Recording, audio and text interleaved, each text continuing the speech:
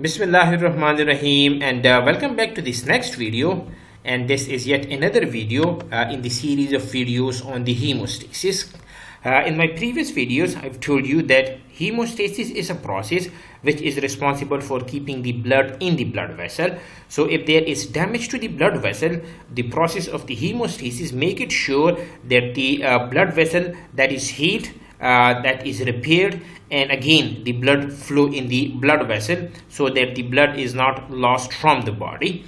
Now this process of the hemostasis is carried out in two steps, or you can say there are two types of the hemostasis.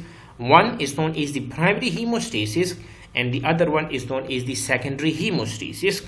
Now the process of the primary hemostasis, this one that we are going to discuss today in detail, this primary hemostasis is actually carried out by the platelets, which are the fragments of the megakaryocyte. So in my previous video, I've told you in detail about the structure, about the production, about the function, and about the composition of the platelets. And in this particular video, I'm going to focus on the process of the primary hemostasis. So the first thing is, what is primary hemostasis? Now the primary hemostasis is actually the formation of a weak platelet plug which is achieved in four phases. The first phase is known as the vasoconstriction. The second one is known as the platelet adhesion. The third one is known as the platelet activation and degranulation. And the last one is known as the platelet aggregation. So in this particular video, we are going to focus on each step in detail, how the formation of this weak platelet plug that is achieved in these four phases. So the first step, that is the vasoconstriction. Now when you use the term vasoconstriction, this actually means the process when the muscles around your blood vessels, they tighten to make the space inside the blood vessel smaller.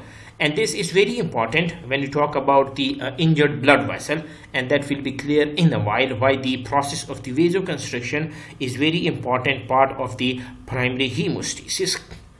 Now this process of the vasoconstriction, it is the opposite of the vasodilation, and in vasodilation the blood vessels, the muscles around the blood vessel, they dilate so that the space in the blood vessel that is bigger and the blood can flow easily in that particular blood vessel. Now this particular image is actually showing you the concept of the vasodilation, the vasoconstriction, and the normal blood vessel. For example, if this one is a normal blood vessel, and this space, this circle as you can see over here, the muscles, they are present in a position, or they are present in a conformation that the blood vessel have this particular diameter available for the flow of the blood.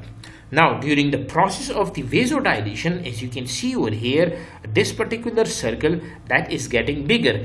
That means that the muscles, they are getting loose, and when they are loose, the space inside the blood vessel, now that is a bigger one. When you talk about the vasoconstriction, and if you compare this particular the size of this particular circle with the normal one, as you can see over here, the muscles are very tightened over here, and because of the tightening of the muscle, the space inside this blood vessel that is smaller. And this smaller, you can say this smaller space inside the blood vessel, that is very important when you talk about the primary hemostasis.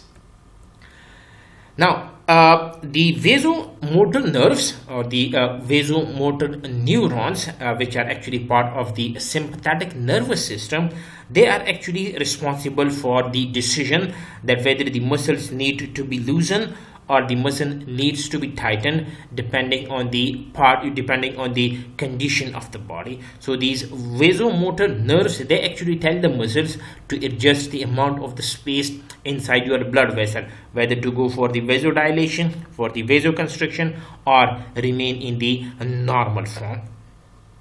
Now this is actually the structure of a blood vessel. Now when you see over here, you can see these smooth muscles over here. These are the smooth muscles here, and here you have got a single layer of the cells which is known as the endothelium, or these are also known as the like the endothelial cells. They are present in this particular endothelium region. So during the vasoconstriction or the vasodilation, this muscular part that is going to change its conformation, whether to go for the vasodilation. So in the process of the vasodilation, the muscle, they are going to relax, and during the process of the vasoconstriction, these particular muscles, they are going to be tightened. Now what happens is that there is a particular protein, or a particular, you can say, peptide, which is produced by these endothelial cells, and that is known as the endothelin.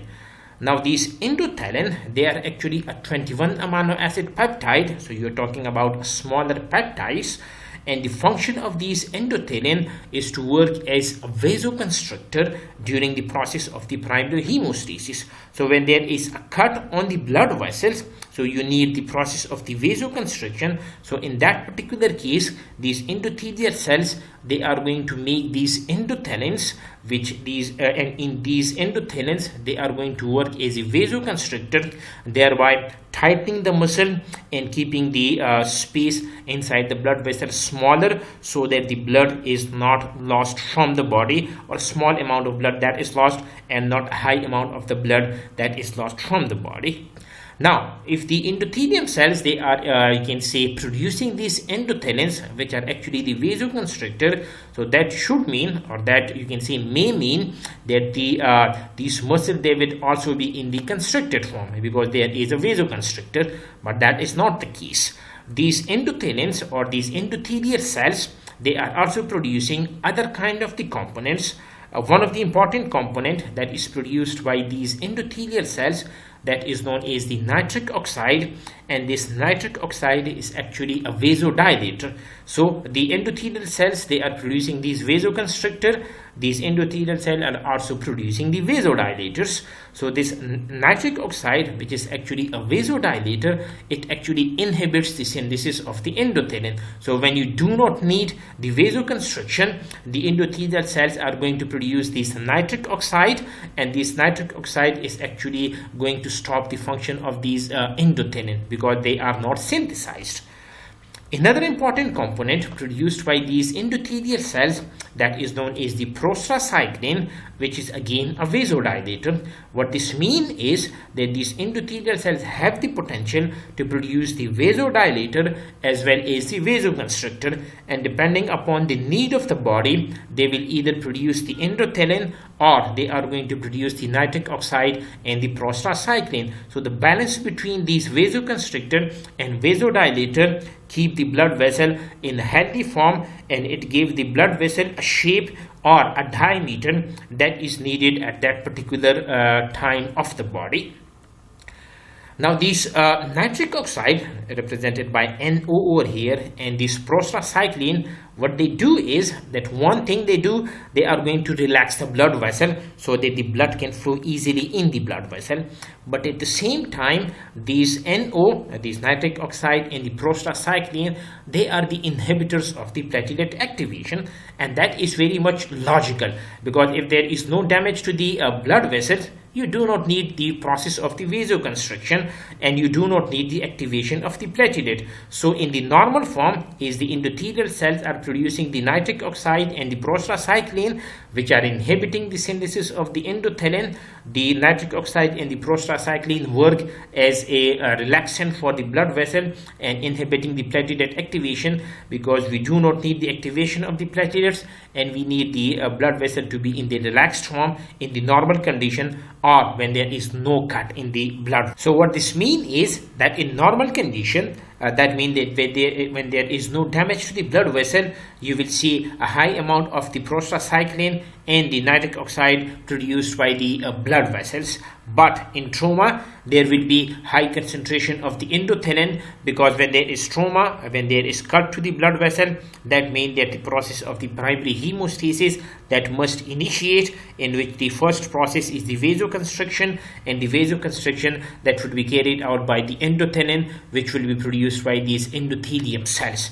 The second thing is when there is a high amount of the endothelin produced by the endothelium cell, there would be a decreased amount of the nitric oxide and the prostacyclin produced by the endothelium cells. That is very much logical, because when you need the constriction of the blood vessel, you need a vasoconstrictor, and you have to stop the production of the vasodilator, which in this particular case are the nitric oxide and the prostacyclin. So if you like the video, please subscribe to my channel, hit the like button and share it with your friends. And in the next video, I'll be talking about the platelet adhesion, how the platelet get adhered to the damaged blood vessel.